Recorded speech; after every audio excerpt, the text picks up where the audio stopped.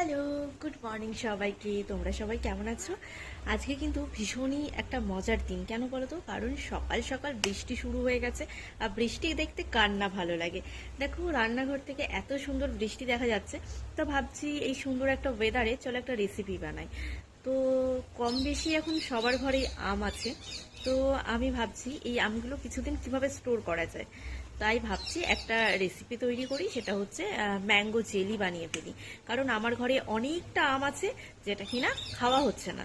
তো চলো, আর বৃষ্টিটা এনজয় করো, তোমরা সবাই এনজয় করো, আমিও করি। তাই তৈরি করা যাক। দেখেছো একবার বাইরের ওয়েদারটা কি সুন্দর, যেমন বৃষ্টি হচ্ছে তেমন মেঘলা। এই আকাশ দেখলে আর কি চাই মানুষের বলো। তারপরে কিন্তু আমি নিয়ে নিয়েছিলাম পরিমাণ মতো আম। আমার এখানে প্রায় 3 কিলো আম ছিল। সেই আমটা আমি কি করলাম, জলের মধ্যে কিছুটা নুন দিয়ে ভিজিয়ে রাখলাম, তার কারণ এর যে কষ আছে সেটা ঠিক হয়ে যাবে। আর তার সাথে কিন্তু দেখো আমি এখানে তোমাদেরকে দেখাচ্ছি যে আমটা কিভাবে ছাড়াতে হবে, কারণ এটা পুরোটা না ছাড়ালেও চলবে। জাস্ট একে একটুখানি ছাড়িয়ে দুপাশে ফালি করে নিতে হবে, তারপরে সেটাকে চামচের সাহায্যে তুলে নিলেই কিন্তু হয়ে যাবে। কারণ এতে কোনো রকম জল ব্যবহার হবে না, কারণ জল দিলে এটাকে বেশি দিন স্টোর করা যাবে না ফ্রিজে, তাড়াতাড়ি খারাপ হয়ে যাবে। আর ওই জন্য কিন্তু আমি দেখো ঠিক যেভাবে আমের পাল্পটাকে বার করব, তোমরা ঠিক সেভাবেই করো, তার কারণ না হলে আমটা ঘেটে একদম খারাপ হয়ে যাবে। আর যেহেতু মিক্সিতে দেবো তার জন্য। আর তারপর কিন্তু আমটাকে ঠিক আমি এইভাবে ছাড়িয়ে নিলাম একে একে। আর তারপর আর এখানে অনেকটা আম ছিল, আমি তোমাদেরকে একটা দেখালাম। এভাবে আমটাকে ছাড়িয়ে নেবে, তারপর নিজেদের মতো করে পুরো কাজটাই কিন্তু করতে একটু সময় লাগবে, তার কারণ এটা ভীষণই সূক্ষ্ম একটা খাবার।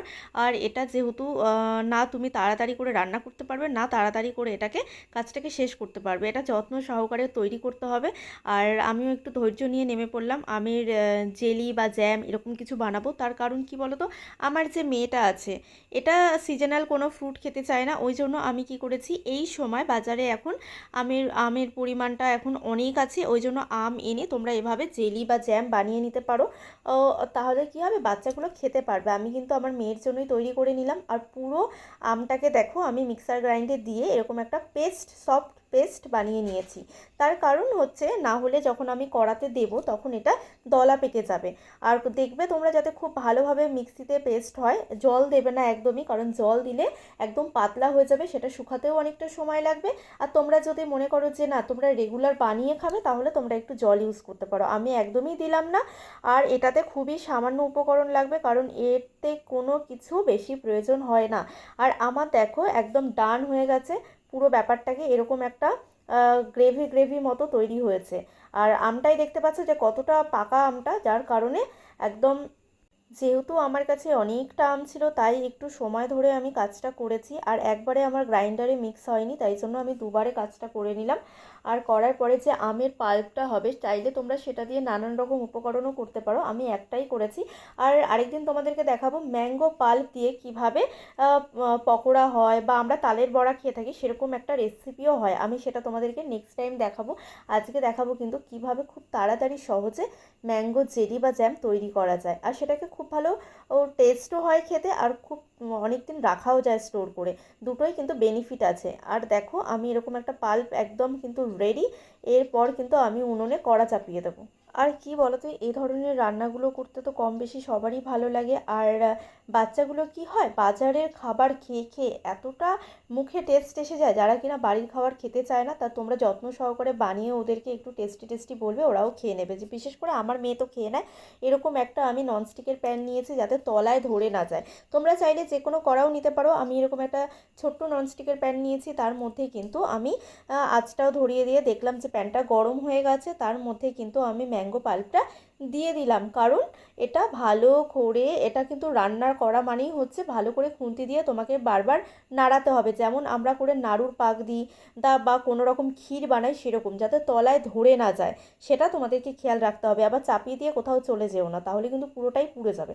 আমিও ঠিক এরকম ধৈর্য নিয়ে একেবারে বসে থাকতে হবে, যাতে যে না তৈরি করেই ছাড়বো। আর তাছাড়াও দেখো এরকম দেওয়ার পরেই কিন্তু, আর বিশেষ করে কি বলো তো, ম্যাঙ্গো পাল্পটা যেহেতু তোমরা জল দাওনি ভীষণই ফাটবে, কারণ এটা ভীষণ ছিটকা, সেটাকে একটু সাবধানের সাথে করতে হবে। আমি যেহেতু অল্প অল্প আম দিয়ে করেছি, আর এবারই ফার্স্ট আমি অনেকটা আম দিয়ে করেছি, কারণ আমি অনেক দিন রাখবো বলে তাই। আর কি বলো তো, এটাকে একটু সময় সাপেক্ষ ধরে রান্না করতে হবে, এরকম করে হাতের সাহায্যে নাড়তে থাকবে আলতো হাতে, আর না হলে কিন্তু পুড়ে যাবে। যখন ওই ম্যাঙ্গো পাল্পটা তোমরা ওটাকে খুন্তির সাহায্যে নাড়বে, তখন কিন্তু দেখবে যে এটা কিন্তু একটা কাঁচা স্মেল হয়, ঠিক আছে? ম্যাঙ্গোর সেই স্মেলটা যতক্ষণ না দূর হয়ে যাবে, তার মধ্যে কিন্তু চিনি অ্যাড করবে না, কিচ্ছু অ্যাড করবে না। আর চাইলে তোমরা ভিনিগার দিয়ে করতে পারো, কারণ ওটা দীর্ঘদিন লাস্টিং করে। আমি কিন্তু ভিনিগার দেবো না, কারণ আমি পুরোটা নর্মালি বানাবো, তাই জন্য কিন্তু আমি খুব ভালো করে ওটাকে নাড়িয়ে নাড়িয়ে দেখছিলাম। যতক্ষণ না আঠা ভাব হয়ে আসবে ততক্ষণ কিন্তু এটাকে নেড়ে যেতে হবে, আর খুব আলতো হাতে। দেখো আমার গ্রেভিটা ঠিক এরকম টাইপের হয়েছে, ম্যাঙ্গো পাল্পটা কীরমভাবে ফুটছে দেখো, এরকম করে কিন্তু ছিটকবে। তোমরা কিন্তু ঢাকা দিয়ে করবে না, কারণ ঢাকা দিয়ে করলে জলটা খুব তাড়াতাড়ি শুকোবে না। ম্যাঙ্গো পাল্পের একটা জল হয় তো নিজস্ব, সেটা আমি কিন্তু বারে বারে এটাকে একটু নাড়া দিয়ে ঠিক করছিলাম, যাতে একদম ঘনত্বটা তোমরা দেখলেই বুঝতে পারবে যে জ্যাম তৈরির জন্য কীরকম কালার টেক্সচার প্রয়োজন হয়। আর এর কালারটাও কিন্তু অসম্ভব সুন্দর একটা রেডনেস আসবে, কারণ ম্যাঙ্গো তো এমনিতেই পাকা কালারের একটা হয়, তোমরা জানো। সেটাকে একটা, যেমন তোমরা করে আমসত্ত্ব বানাও ঠিক ওরকম টাইপ কিন্তু করতে হবে।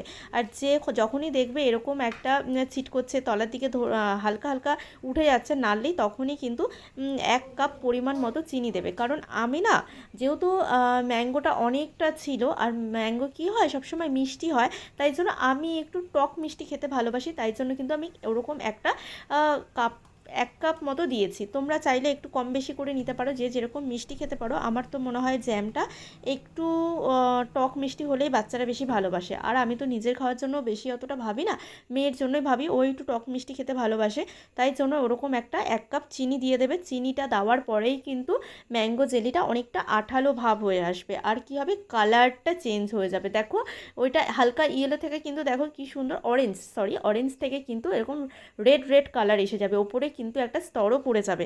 তো সেইভাবে তোমরা বুঝতে পারবে, আমি দেখিয়ে দিলাম কতটা আঠা আঠা টাইপস হয়েছে।